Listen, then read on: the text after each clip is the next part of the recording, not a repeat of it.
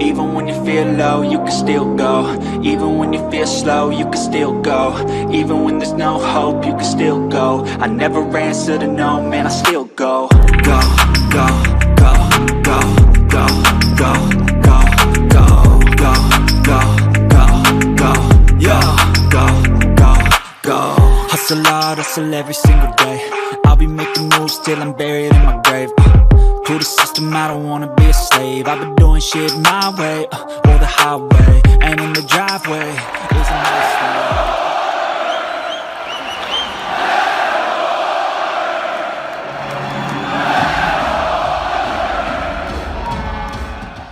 Welcome back to the channel, guys. My name is Gene Edwards. You are watching Lubed. This is my week preview for week number 7 of the 2022-23 NHL season for your Edmonton Oilers. It's going to be a tough week, guys, as the Oilers start off the week Monday night against the now 12-game winning streak New Jersey Devils as they defeated the Ottawa Senators tonight. And that's going to be a first tough task. And then they take on the Islanders and Rangers. You may have noticed at the beginning of this episode, I decided to go with a mascot theme with the thumbnails. And that was just a plan that I had going forward on this episode. And then it turns out I actually ran into a brick wall trying to find a New York Ranger mascot. Wouldn't you know it, one of the most storied franchises in NHL history is an original 6 team does not have a legit mascot. Now, I went to Wikipedia. They have a Ranger Rabbit or something like that, but they don't have the traditional guy in a suit with the costume, greeting the kids, harassing the audience, or whatever. So I found that very, very unique that the New York Rangers, out of all NHL teams, even the Seattle Kraken, have a mascot now. So I found that very interesting. Anyway, let's get on to what the week will be for the Edmonton Oilers as they will play Game 19 against the New Jersey Devils. They already played earlier this year. You may remember it was in the last few minutes, 2 quick goals within 7 seconds. And it absolutely stunned Stuart Skinner and stunned us as fans. The players, everyone got stunned. And the Devils went on to win 4-3. That was 21 days ago. This is the rematch in New Jersey. And it doesn't get much easier as the New Jersey Devils are riding in on a 12-game winning streak. Here is the statistical matchup comparison for this particular game as the New Jersey Devils are 20th on the power play to the Edmonton Oilers, 2nd in the power play. They are averaging, or they got about a 20% power play to Edmonton's 31.7. That is a highlight for the Oilers. The rest of the way, it's pretty much New Jersey as far as the penalty kills. They are 9th in the league to Edmonton's 29th. When it comes to the face-off percentage, they are 5th in the league at 53.5 to Edmonton's 15th in the league at 50.5. Goals for, they are 3rd in the league at 3.71 goals. The Edmonton Oilers are at 3.53 goals. And goals against, this is where Edmonton really gets hurt, and this is where New Jersey will probably walk all over them, as goals against, the New Jersey Devils are stingy at 2.41 goals against to the Edmonton Oilers 3.59 goals for. Now, I'm going to play armchair coach for a moment here. And this is what I would do if I was Woody. I would play Jack Campbell in this game because it has not really much residual effects if they lose this game to his confidence. But if they can pull off a win, this may skyrocket this guy's confidence, and it could propel him for the rest of the season. So if I was Woody, I'd be playing Campbell in this game, 100%.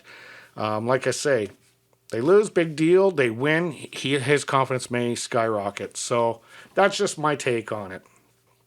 As far as players to watch on this particular matchup, both McDavid and Jack Hughes have 7 points each. Nero Hershiser is leading the way in goals with 4 to McDavid's 3. Jack Hughes and McDavid are tied in assists at 4 apiece. And Thomas Tatar is a +9 to Cody Cece's +3. Goaltenders, Campbell is a .427 goals against average, which gives him an .873 save percentage. Skinner, much better at .247 and a .932 save percentage. Will be facing off against either Vanek or Blackwood. Vanek is a .251 goals against average and a .916 save percentage.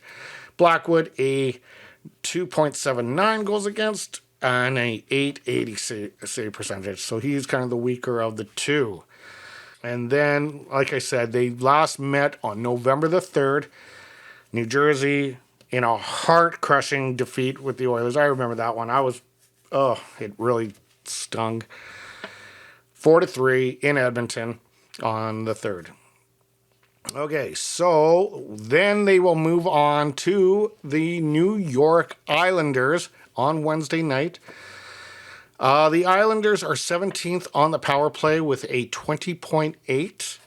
4th on the penalty kill with 83.3, so a pretty decent penalty kill. Face-off percentage, 50.9 for your New York Islanders. Also, they are 12th in the league with a 3.39 goals for. And they are reasonably stingy on the puck as well, as they play a pretty good defensive-minded game, only allowing 2.67 goals per game, which gives them 5th in the league in that statistical aspect. As far as the last 5, Barzal has 5 points. Nilsson has 4 goals. Barzal has 5 assists. And Adam Pelech has a +3.